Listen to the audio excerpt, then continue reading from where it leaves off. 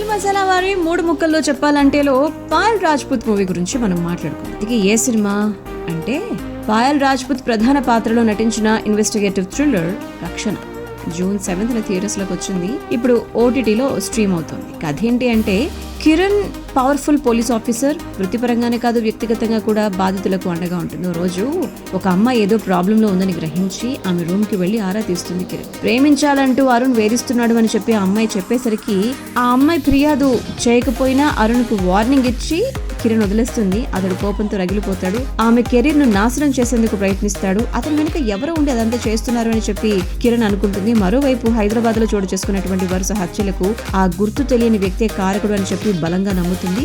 తన స్నేహితురాలని మర్డర్ చేసి ఆత్మహత్యగా చిత్రీకరించింది అతడేనని చెప్పి ఫిక్స్ అవుతుంది. మరి ఆ క్రిమినల్ ను పట్టుకోవడంలో ఏసీపీ కిరణ్ ఎదుర్కొన్నటువంటి సవాళ్లేంటి? అరుణ్ చావుకు కారకులెవరు? అన్ని హత్యలు చేసిన ఆ సైకో కిల్లర్ బ్యాక్గ్రౌండ్ ఏంటి? మరి విజేతలుగా నిలిచినటువంటి అమ్మాయిని ఎందుకు చంపాడు? ఈ ప్రశ్నలన్నిటికీ సమాధానం రక్షణ అన్నమాట. నెంబర్ 2, విలన్ క్రైమ్ చేసుకుంటూ వెళ్లడం, పోలీసు అయినటువంటి హీరోయిన్ ఎటకేలుగా కిల్లర్ ను పట్టుకోవడం. ఇలా ఇన్వెస్టిగేటివ్ థ్రిల్లర్ ఫార్మాట్ దాదాపు ఒకేలా ఉంటుంది. తెలిసిన కథ అయినా కూడా ఇంట్రెస్టింగ్ గా చూపించగలిగితే విజయం ఖచ్చితంగా దక్కుతుంది. రక్షణ విషయానికి వస్తే పూర్తి స్థాయిలో కాకపోయిన డైరెక్టర్ ప్రణదీప్ ప్రేక్షకుడిని ఒక మేరకు ఆకట్టుకుంటాడు. లింగ వివక్షపై తనదైన శైలిలో సందేశాన్ని అయితే కనుక ఇవ్వడం జరిగిందనమాట. సో ఫైనలీ చెప్పాలంటే పాయల్ పర్ఫార్మెన్స్ కోసం, సెకండ్ హాఫ్ కోసం అంటే ఇదొక సందేశాత్మకమైనటువంటి మూవీ అని చెప్పాలి రక్షణ.